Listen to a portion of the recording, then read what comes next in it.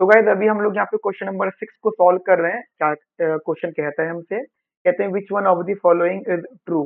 ठीक है, पहला ऑप्शन कहता है consumer never buys an inferior good. एक बार हम चारों ऑप्शन रीड कर लेते हैं फिर हम इसके आगे बात करेंगे। पहला ऑप्शन है consumer never buys an inferior good. दूसरा है consumers budget share for an inferior good is necessarily less than half. तीसरा ऑप्शन है a consumers budget share for an inferior good is constant. And fourth one is a consumers budget share for an inferior good decreases with the increase in money income. अब आप जरा ध्यान से समझो, चारों option में इन्होंने आपसे इंफीरियर गुड की बात करी है। तो फर्स्ट ऑफ ऑल आपको इंफीरियर गुड के बारे में थोड़ी सी नॉलेज होनी चाहिए कि इंफीरियर गुड बेसिकली होता क्या है। ठीक है, ठीक है, चलो एक बार इसको देख लेते हैं हम लोग यहाँ पे। That is inferior good. Question number 6 हमारे पास में है इधर।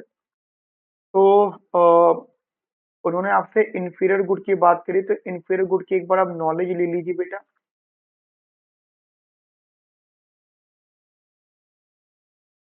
देखिए इंफीरियर गुड एक ऐसा गुड होता है जिसका इनकम के साथ इनवर्स रिलेशनशिप होता है। यदि किसी भी एजेंट की इनकम इंक्रीज करती है तो वो उस गुड की डिमांड को कम करेगा। Demand of that good will decrease. मतलब हमारे पास तीन प्रकार के गुड्स होते हैं, नॉर्मल गुड, इंफीरियर गुड और गिफिन गुड। ठीक है, तो जिसमें इंफीरियर गुड का कनेक्शन इनकम से होता है, गिफिन गुड का कनेक्शन प्राइसेस से होता है। राइट।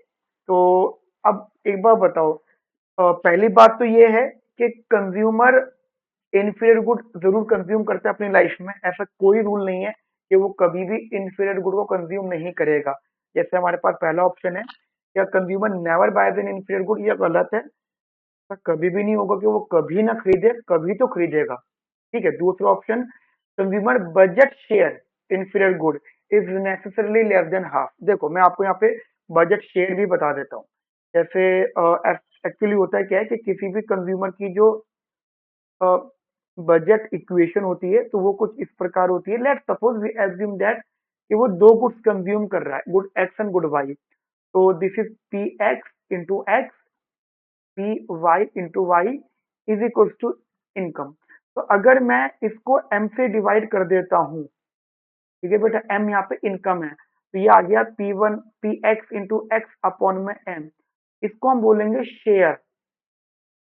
ठीक है, ऑन गुड एक्स पर शेयर क्या होगा, ऐसी P Y into Y upon में इसे हम बोलेंगे शेयर ऑन गुड वाई। ठीक है बेटा, तो ये शेयर बेसिकली हो गए। तो अब ये इंफीरियर गुड हो या गिफिन गुड हो या नॉर्मल गुड हो, हम कभी भी इस शेयर पर एग्जैक्ट इंफॉर्मेशन नहीं दे सकते। हम ना तो कभी इसको कांस्टेंट बोल सकते हैं तो वो वेरी करेगा, ना इसे वन बोलेंगे, ना इसे लेस देन हाफ बोलेंगे। यानी इन्होंने बी ऑप्शन ऑप्शन में लेस देन हाफ बोला है, गलत है ये।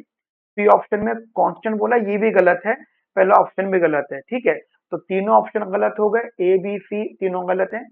फोर्थ वन करेक्ट क्यों है, क्योंकि वो बता रहे हैं कि अगर इनकम इंक्रीज करती है, अगर यहाँ पे इनकम इंक्रीज करती है, ठीक है, तो उसकी जो डिमांड होगी वो बेटा क्या होगी, डिक्रीज होगी। तो according to me the right answer is D. Clear. तो the right answer is D. आप यहाँ पे भी लिख लीजिएगा in this question option A wrong, option B again wrong, option C again wrong, option D is the correct answer. ठीक है, clear.